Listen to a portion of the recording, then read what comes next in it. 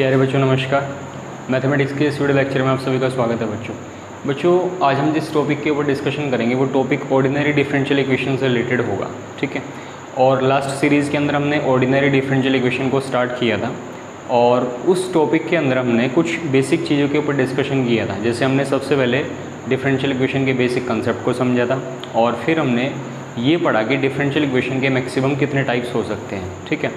उसके बाद फिर हमने ये सीखा कि किसी भी डिफरेंशियल इक्वेशन का ऑर्डर और डिग्री आप कैसे निकाल सकते हो। और उसके बाद फिर हमने कुछ फॉर्मेशन ऑफ डिफरेंशियल इक्वेशन के ऊपर डिस्कशन किया, मतलब कुछ इस तरह के क्वेश्चन के ऊपर डिस्कशन किया जिन क्वेश्चन में हमें सॉल्यूशन y मिला होता था, मतलब कि y कोई फंक्शन होता था x का, और जैसे ही मैं उस सॉल्यूशन y को x के रिस्पेक्ट में डिफरेंशिएट करता था तो मुझे डिफरेंशियल इक्वेशन मिलने लग जाती थी, ठीक है। तो कुछ इन छोटी छोटी बेसिक चीज़ों के ऊपर हमने लास्ट वाले लेक्चर में डिस्कशन किया था। सो बच्चों, ऑर्डिनरी डिफरेंशियल इक्वेशन की डेफिनेशन तो आप सभी समझ चुके हो। ऑर्डिनरी डिफरेंशियल इक्वेशन की डेफिनेशन बच्चों होती है कि ऐसी डिफरेंशियल इक्वेशन जो सिर्फ एक इंडिपेंडेंट वेरिएबल को कंटेन करे, उस इक्वेशन को बच्चों हम ऑर्डिनरी डिफरेंशियल इक्वेशन कहते हैं, ठीक है।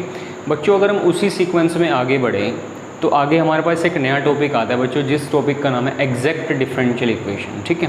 और जो ये बच्चों टॉपिक है एग्जैक्ट डिफरेंशियल इक्वेशन, ये बहुत ही मोस्ट इंपॉर्टेंट टॉपिक बच्चों है हमारे लिए, क्योंकि यहाँ से बच्चों एग्ज़ाम में क्वेश्चन हर बार आता है, ठीक है। और श्योरली 100% इस बार भी एग्जाम में क्वेश्चन आपको जरूर मिलेगा। सो बच्चों, टॉपिक का नाम है एग्जैक्ट डिफरेंशियल इक्वेशन और ये टॉपिक बच्चों बहुत ही इंटरेस्टिंग टॉपिक होने वाला है, ठीक है।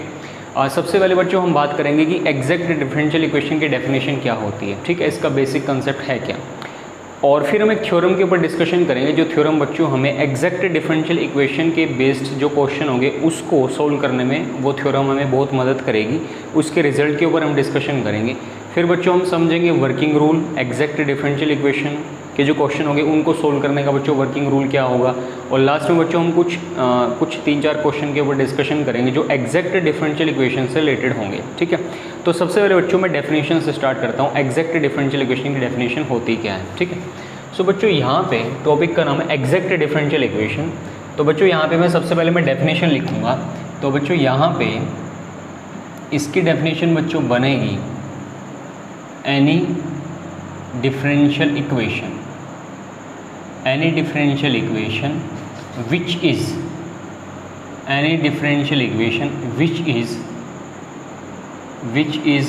derived from its solution, ठीक है।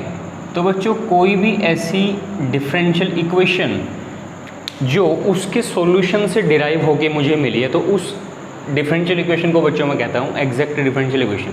मतलब कि बच्चों मुझे कोई सॉल्यूशन y मिला, ठीक है, मतलब कि मुझे कोई सॉल्यूशन y मिला और जैसे ही मैंने उस y को x के रिस्पेक्ट में डिफरेंशिएट किया, जैसे ही मैंने उस सॉल्यूशन y को x के रिस्पेक्ट में डिफरेंशिएट किया, तो y को जैसे ही मैंने x के रिस्पेक्ट में डिफरेंशिएट किया बच्चों, चाहे मैं उसको एक बार डिफरेंशिएट करूँ x के रिस्पेक्ट में, चाहे मैं 2 बार डिफरेंशिएट करूँ, तो जैसे ही मैं सॉल्यूशन y को x के रिस्पेक्ट में डिफरेंशिएट करता हूँ तो मुझे बच्चों एकदम से डिफरेंशियल इक्वेशन मिलने लग जाती है।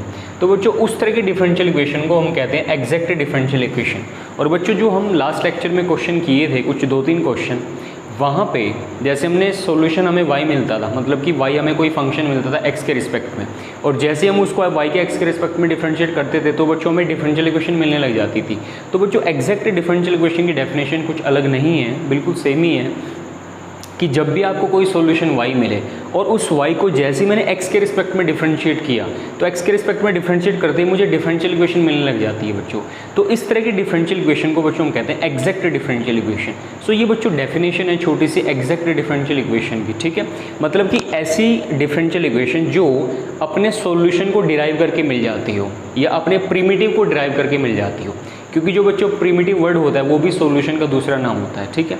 तो ऐसी differential equation which is derived from its solution, मतलब जैसे आपको कोई सॉल्यूशन y मिलेगा, अगर आप उसको x के रिस्पेक्ट में डिफरेंशिएट करोगे तो आपको जो डिफरेंशियल इक्वेशन बच्चों मिलेगी उस डिफरेंशियल इक्वेशन को हम कहते हैं एग्जैक्ट डिफरेंशियल इक्वेशन, ठीक है। तो बच्चों ये तो डेफिनेशन है किसकी, एग्जैक्ट डिफरेंशियल इक्वेशन की, ठीक है। अब यहाँ पे बच्चों मैं एक छोटे से रिजल्ट के ऊपर आपसे बात करूँगा। एक छोटी सी थ्योरम है और वो थ्योरम हमें कुछ रिजल्ट देती है, ठीक है। और उस थ्योरम की जो स्टेटमेंट रहेगी वो बच्चों कुछ इस तरीके से रहेगी, necessary and sufficient condition necessary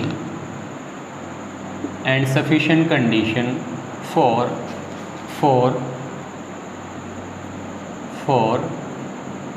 exact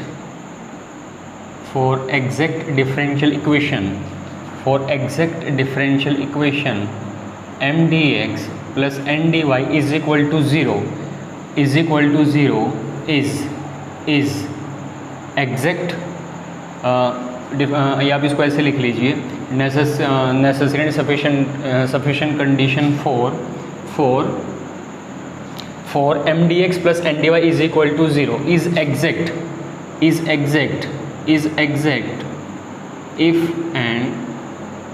if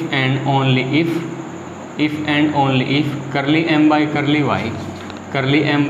y is equal to curly n by curly x। मतलब कि बच्चों यहाँ पे ये हुआ कि ये थ्योरम बच्चों हमें ये कहती है कि अगर हमें कोई भी एग्जैक्ट डिफरेंशियल इक्वेशन मिलेगी, सबसे पहले तो आप ये समझने की कोशिश करो कि जब भी आप एग्जैक्ट डिफरेंशियल इक्वेशन का बच्चों क्वेश्चन करोगे तो वो आपको जो एग्जैक्ट डिफरेंशियल इक्वेशन मिलेगी वो बच्चों कुछ इस फॉर्म में मिलेगी।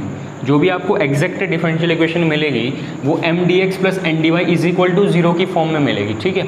जहाँ भी बच्चों m और n होते हैं, m और n आपके पास बच्चों फंक्शन होते हैं x और y के, मतलब कि जो मेरे पास बच्चों m होगा एक फंक्शन होगा बच्चों किसका, एक्स वाई का, और सिमिलरली जो मेरे पास n होगा वो भी बच्चों मेरे पास फंक्शन होगा किसका, एक्स वाई का। मतलब कि यहाँ पे जब भी मुझे कोई डिफरेंशियल इक्वेशन मिलेगी वो हमेशा मुझे M D X plus N D Y is equal to 0 की फॉर्म में ही मिलेगी। और बच्चों ये जो डिफरेंशियल इक्वेशन मुझे मिलेगी ये एग्जैक्ट तभी होगी अगर एक कंडीशन सेटिस्फाई हो, अगर करली m अपॉन करली y इज इक्वल टू हो करली n बाई करली x के, ठीक है। मतलब कि m और n तो मेरे पास बच्चों दो फंक्शन होंगे x और y की फॉर्म में। मतलब कि जो भी मुझे डिफरेंशियल इक्वेशन मिलेगी वो हमेशा M D X plus N D Y is equal to 0 की फॉर्म में होगी। और जो गिवन डिफरेंशियल इक्वेशन होगी वो जो एग्जैक्ट तभी बनेगी, मतलब कि वो differential equation exact differential equation तभी होगी अगर ये छोटी सी कंडीशन सेटिस्फाई हो कि अगर मेरे पास कोई फंक्शन m होगा उसको मैं y के रिस्पेक्ट में डिफरेंशिएट करूँ, और कोई फंक्शन मेरे पास n होगा उसको मैं x के रिस्पेक्ट में डिफरेंशिएट करूँ, और बच्चों दोनों तरफ से जो रिजल्ट होगा वो बराबर होना चाहिए। अगर इस तरह की कंडीशन बच्चों सेटिस्फाई होती है तो जो डिफरेंशियल इक्वेशन आपको इस फॉर्म में मिली होगी वो बच्चों हमेशा एग्जैक्ट डिफरेंशियल इक्वेशन होगी, ठीक है। तो बच्चों ये छोटी सी थ्योरम है, इस थ्योरम का प्रूफ आपकी बुक में है। हम यहाँ पे जो है बच्चों इसके प्रूफ के ऊपर तो नहीं जाएंगे, बस हम इस रिजल्ट को समझने की कोशिश करते हैं जो रिजल्ट हमें क्वेश्चन को सोल्व करने में मदद करेगा। मतलब कि कोई भी अगर आपको डिफरेंशियल इक्वेशन मिलेगी बच्चों वो M D X plus N D Y is equal to 0 की फॉर्म में होगी, लेकिन वो बच्चों एग्जैक्ट तभी बनेगी अगर ये कंडीशन सेटिस्फाई होगी, ठीक है। तो ये छोटी सी थ्योरम है, आप इस रिजल्ट को याद रखिए क्योंकि बच्चों ये चीज़ हमें क्वेश्चन को सोल्व करने में बड़ी मदद करने वाली है, ठीक है। अब बच्चों मैं मूव करूँगा वर्किंग रूल के ऊपर कि जो हमें यहाँ पे क्वेश्चन मिलेंगे एग्जैक्ट डिफरेंशियल इक्वेशन से रिलेटेड, उन क्वेश्चन को सोल्व करने का बच्चों वर्किंग रूल क्या रहेगा, ठीक है। स्टेप बाय स्टेप बच्चों वर्किंग रूल समझेंगे, उसके बाद फिर हम कुछ क्वेश्चन के ऊपर डिस्कशन करेंगे, ठीक है। तो बच्चों जो वर्किंग रूल के अंदर स्टेप फर्स्ट आता है वो कुछ इस तरह का होगा।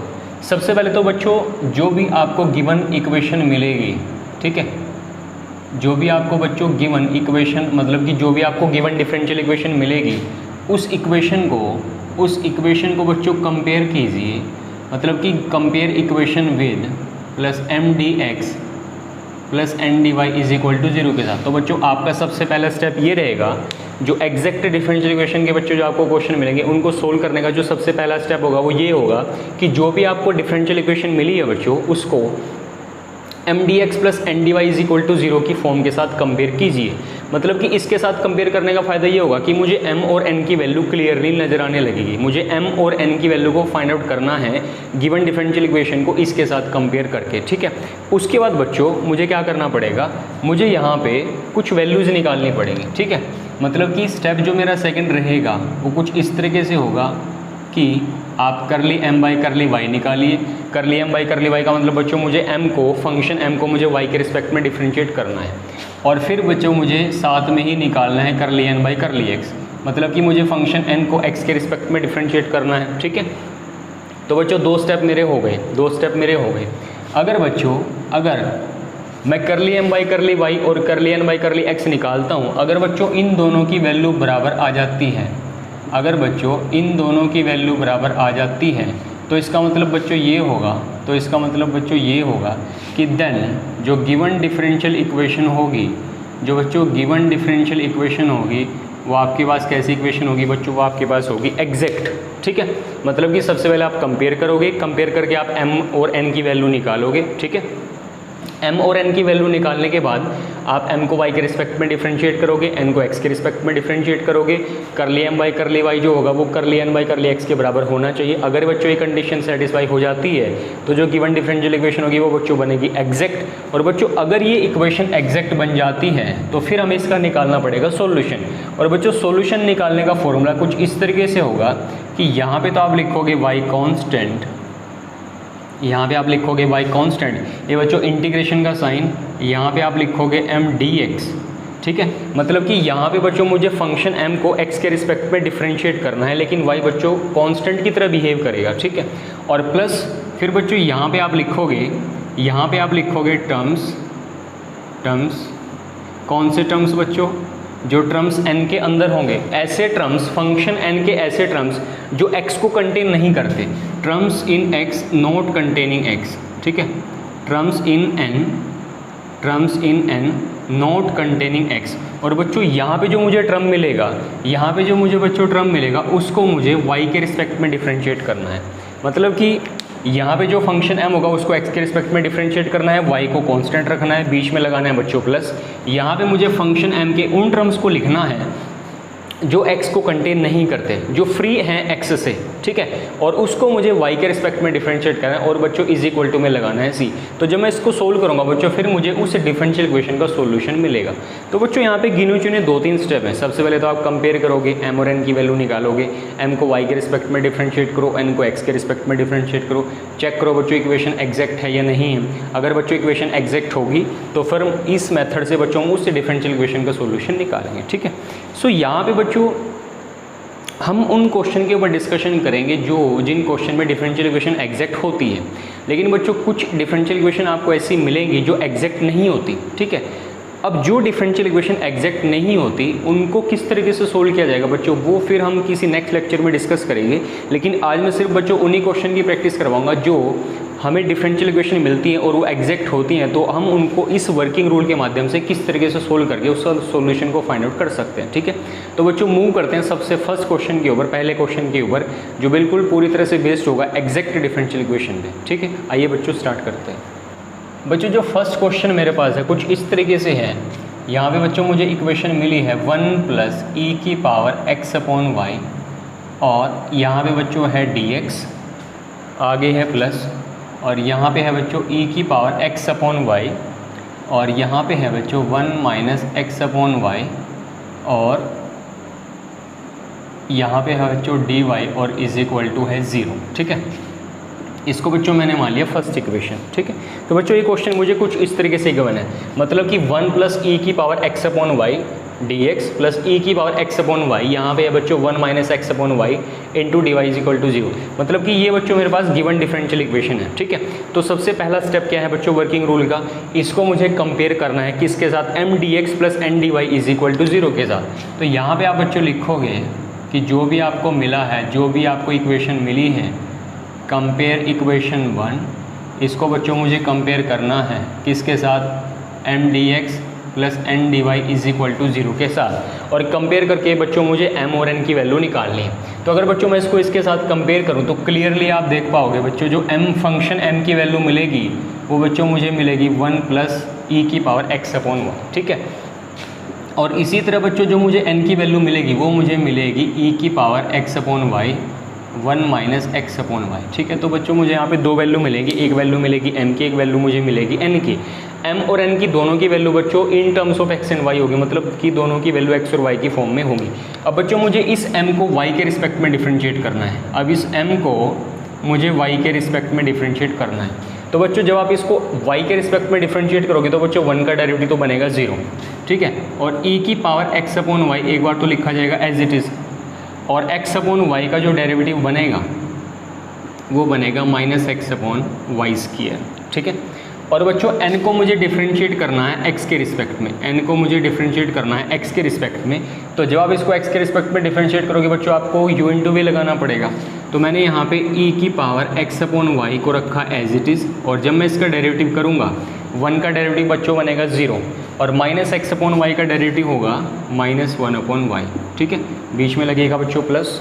फिर मुझे क्या करना है, मुझे 1 माइनस एक्स अपॉन वाई को रखना है एज इट इज़, और जब आप e की पावर x अपॉन वाई का डेरिवेटिव करोगे किसके रिस्पेक्ट में, x के रिस्पेक्ट में, तो कुछ इस तरीके से होगा e की पावर x अपॉन वाई, और x अपॉन वाई का बच्चों x के रिस्पेक्ट में होगा 1 अपॉन वाई। ठीक है, तो बच्चों मैंने फंक्शन n को x के रिस्पेक्ट में डिफरेंशिएट कर दिया। अब बच्चों करली m बाई करली वाई को तो आप इससे आगे सोल्व नहीं कर सकते, मतलब कि जो आपको करली m बाई करली वाई की जो वैल्यू मिलेगी वो कुछ आपको मिलेगी -x upon Y square e की पावर x अपॉन वाई। ठीक है, और अगर मैं इसको बच्चों सोल्व करने की कोशिश करूं, अगर मैं इसको सोल्व करूं तो यहाँ से बच्चों मुझे मिलेगा, यहाँ से मुझे मिलेगा -e की पावर x अपॉन वाई के नीचे बच्चों मुझे मिलेगा y, और यहाँ पे मुझे मिलेगा e की पावर x अपॉन वाई के नीचे y, और यहाँ पे बच्चों मुझे मिलेगा -x upon Y square e की पावर x अपॉन वाई। ये मुझे मिला बच्चों मल्टीप्लाई करके। अब बच्चों ये वाली चीज़ इससे कैंसिल आउट हो जाएगी, ये वाली चीज़ इससे कैंसिल आउट हो जाएगी। ठीक है, तो यहाँ पे आप बच्चों देखने की कोशिश करो, curly m by curly Y की वैल्यू मुझे कितनी मिली है, -x upon Y square e की पावर x अपॉन वाई, और इसी तरीके से जो curly n by curly x की वैल्यू बचेगी इन दोनों टर्म्स को कैंसिल आउट कर देने के बाद वो बचेगी -x upon Y square e की पावर x अपॉन वाई। मतलब कि बच्चों यहाँ पे बच्चों जो वैल्यू बनी है करली m अपॉन करली वाई और करली n बाई करली x की बच्चों वो बराबर है, वो क्या है बच्चों, बराबर है। इसका मतलब जो गिवन इक्वेशन है बच्चों वो कैसी है, एग्जैक्ट। तो आप यहाँ पे लिखोगे, यहाँ पे आप लिखोगे सिंस जो करली m बाई करली वाई होगा वो बराबर किसके है बच्चों, करली n बाई करली x के। तो आप यहाँ पे लिखोगे सो बच्चों जो इक्वेशन 1 है वो बच्चों कैसी डिफरेंशियल इक्वेशन है, वो आपके पास है एग्जैक्ट डिफरेंशियल इक्वेशन। और बच्चों अगर कोई इक्वेशन एग्जैक्ट डिफरेंशियल इक्वेशन बन जाती है बच्चों, उसका सॉल्यूशन निकालने का सिंपल सा तरीका होगा, मुझे क्या करना पड़ेगा बच्चों, उसका सॉल्यूशन निकालने के लिए मुझे यहाँ पे फंक्शन m को लिखना होगा। ठीक है, तो फंक्शन m बच्चों मेरे पास कौन है, फंक्शन m मेरे पास है 1 प्लस e की पावर x अपॉन वाई, और बच्चों इसको मुझे किसके रिस्पेक्ट में डिफरेंशिएट करना है, फंक्शन m को बच्चों मुझे x के रिस्पेक्ट में डिफरेंशिएट करना है। ठीक है, अब यहाँ पे मैं n के वो टर्म्स लिखूँगा जिसमें x नहीं होगा। ठीक है, तो n के वो टर्म्स जिनमें x नहीं है, तो बच्चों n के पास कोई भी एक ऐसा टर्म्स नहीं है जिसमें x ना हो। इसका मतलब बच्चों यहाँ पे कुछ भी नहीं आएगा, क्योंकि n के पास कोई ऐसा टर्म्स है ही नहीं जिसके अंदर x ना हो। मतलब ऐसा कोई टर्म जो ऐसी कोई टर्म जो x को कंटेन ना करती हो, इसकी सारी टर्म बच्चों x को कंटेन करती है। तो उस कंडीशन में आपके पास कोई टर्म बचा ही नहीं जिसको आप y के रिस्पेक्ट में डिफरेंशिएट करो। तो यहाँ पे बच्चों प्लस के बाद कुछ भी नहीं आएगा, बस बच्चों यहाँ पे आपका लगेगा c। ठीक है, यहाँ पे आपका लगेगा c। और बच्चों जब मैं इसको x के रिस्पेक्ट में डिफरेंशिएट करूँगा, तो बच्चों 1 का x के रिस्पेक्ट में जब मैं इसको x के रिस्पेक्ट में इंटीग्रेट करूँगा, मैंने गलती से बोल दिया डिफरेंशिएट, मुझे इसको x के रिस्पेक्ट में बच्चों इंटीग्रेट करना है। तो 1 का इंटीग्रेशन बच्चों बनेगा कितना, x, और e की पावर x अपॉन वाई का इंटीग्रेशन x के रिस्पेक्ट में बनेगा बच्चों 1 अपॉन वाई, और यहाँ पे बच्चों आपके पास आएगा c आपके पास बच्चों क्या है, कांस्टेंट। ठीक है, c आपके पास क्या है, कांस्टेंट।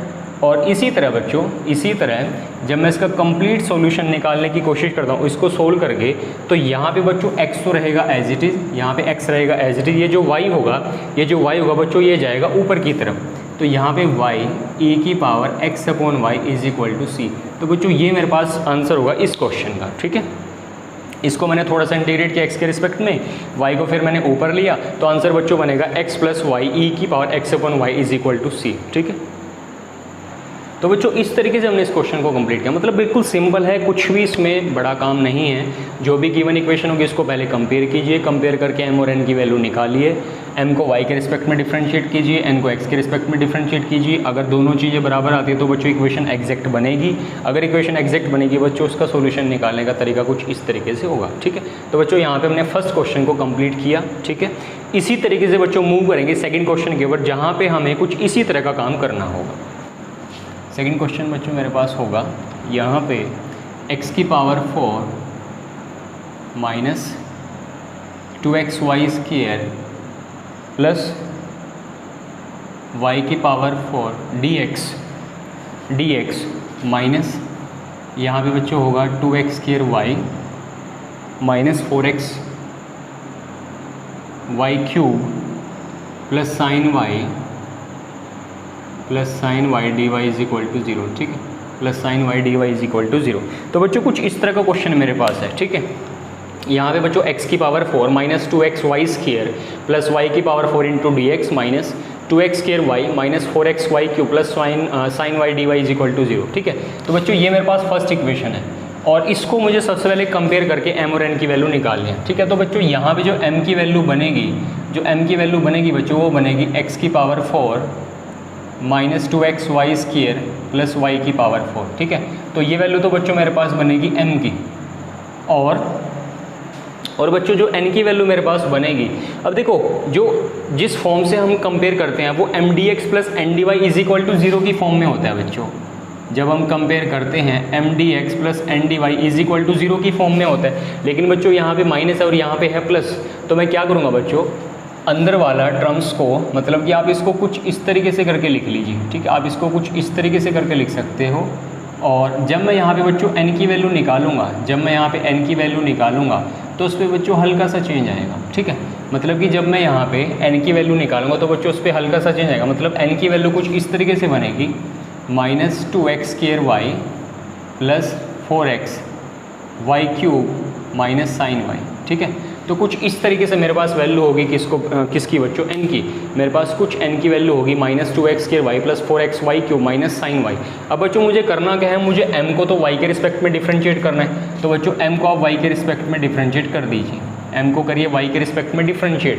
तो बच्चों x की पावर 4 का क्या बनेगा, आपको इसको y के रिस्पेक्ट में डिफ्रेंशिएट करना है, तो x की पावर 4 का बनेगा 0, क्योंकि एज ए कॉन्स्टेंट की तरह बिहेव करेगा।